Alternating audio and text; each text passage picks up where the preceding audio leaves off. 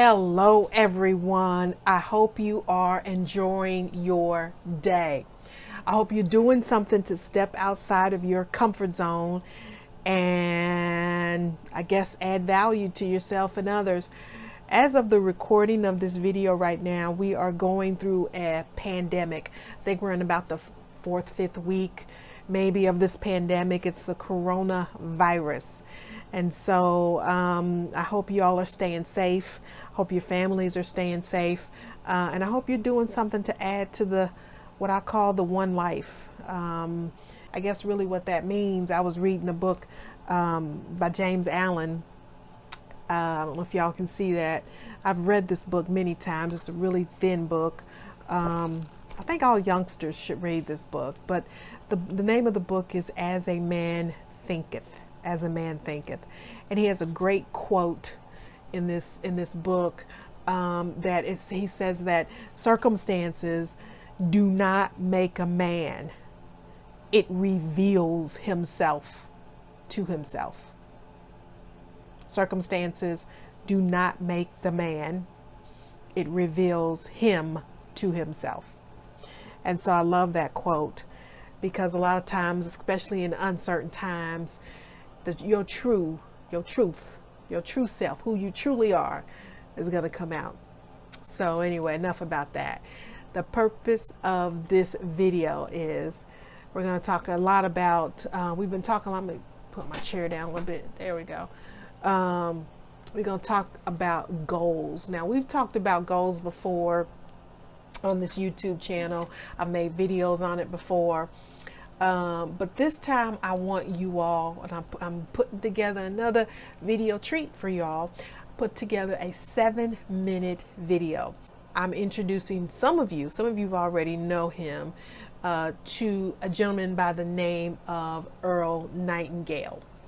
Now, Earl Nightingale was born in 1921. And he was he started off as a radio announcer, and he would have these segments, these shows, and he would talk about mindset, circumstances of human nature, all these things. And I found an old audio of Earl Nightingale speaking on goals. And so, this idea of goals and all of this is something, it's all about the mind, and it ain't new. It goes back to the beginning of time.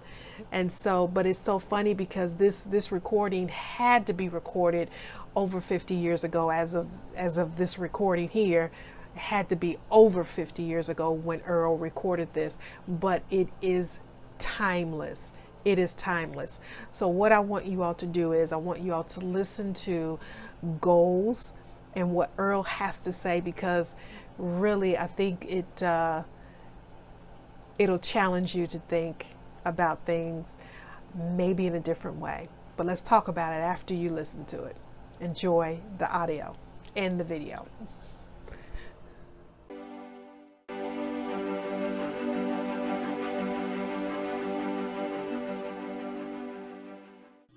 To begin, to understand this subject of goals, we have to realize that it's the very basis of any success. It is, in fact, the very definition of success. The best definition of success I've ever been able to find goes like this. Success is the progressive realization of a worthy ideal or goal. If you think about it a moment, you'll realize just how good that definition is.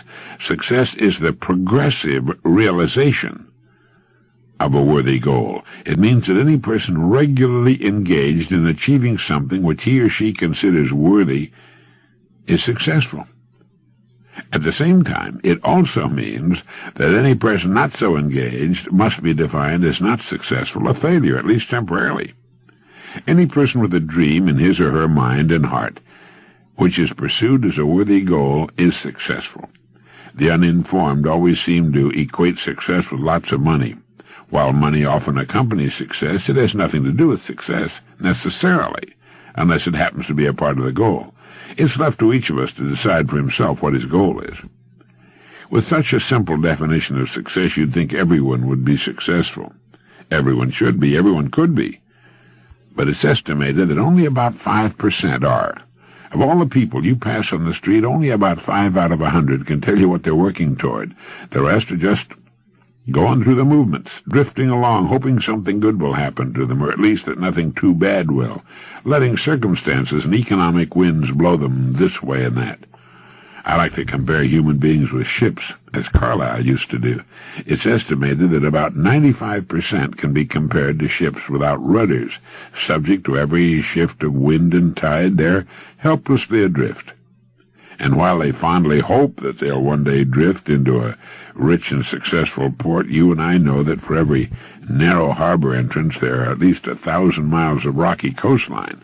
The chances against their drifting into port are 1,000 to 1.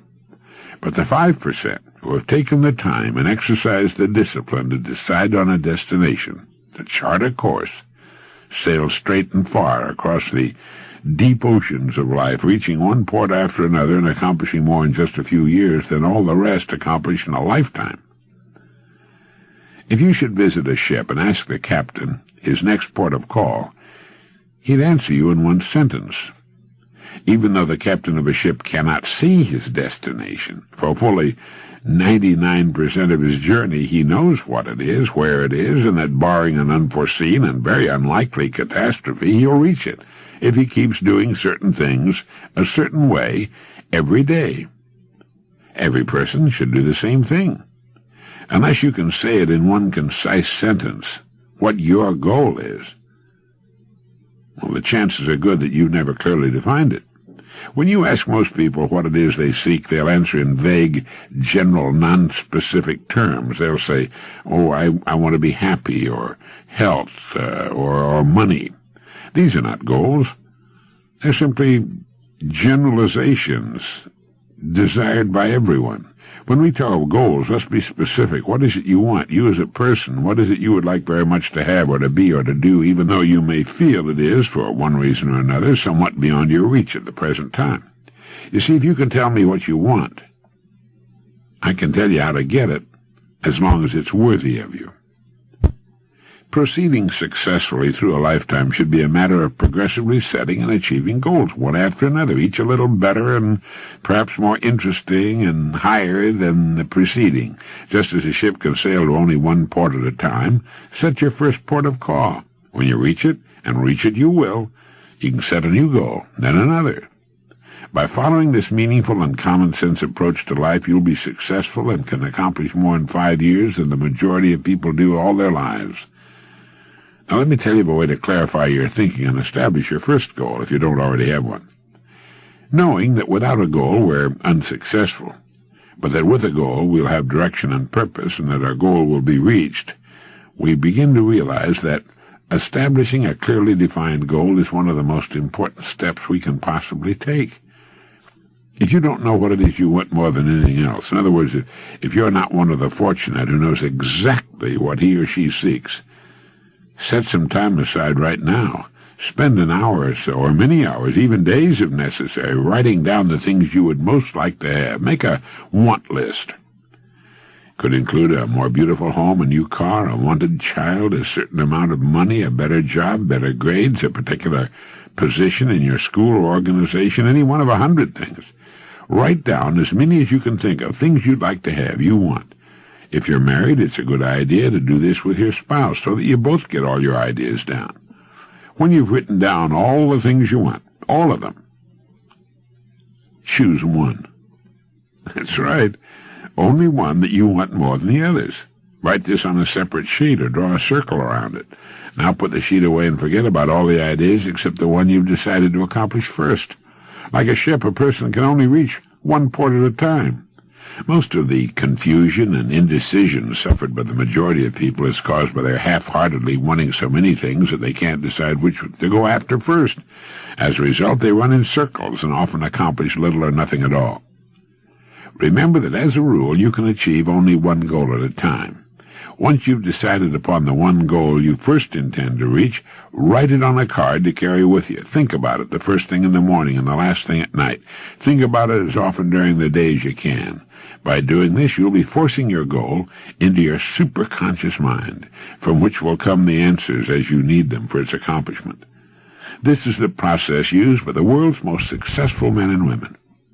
Think about your goal as often as you can. Get a mental image of it as already having been accomplished. But be sure to be absolutely specific. Do not generalize. If your goal is a certain amount of money, write down the exact amount and the time limit for earning it. If your goal is a beautiful home, get a picture of the exact home, even if you have to pay an architect to draw the plans for you. You might as well, because you're going to achieve it anyway. But be careful on what you set your mind and heart, because if you want it strongly enough, remember, you're going to get it.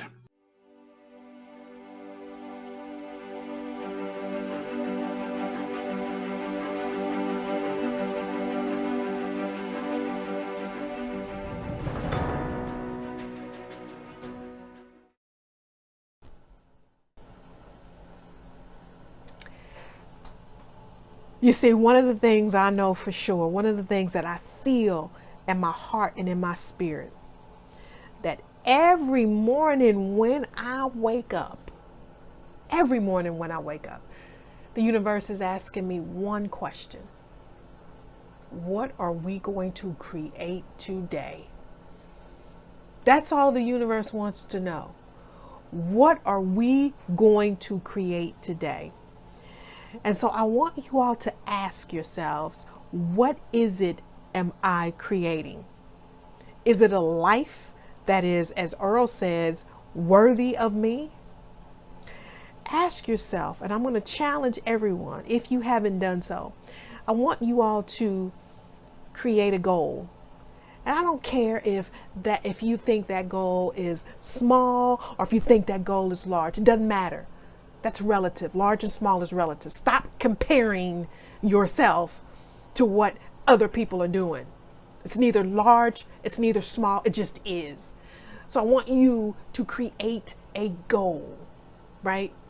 And it's because this is a you and you proposition. It has nothing to do with anybody else. It has to do with you.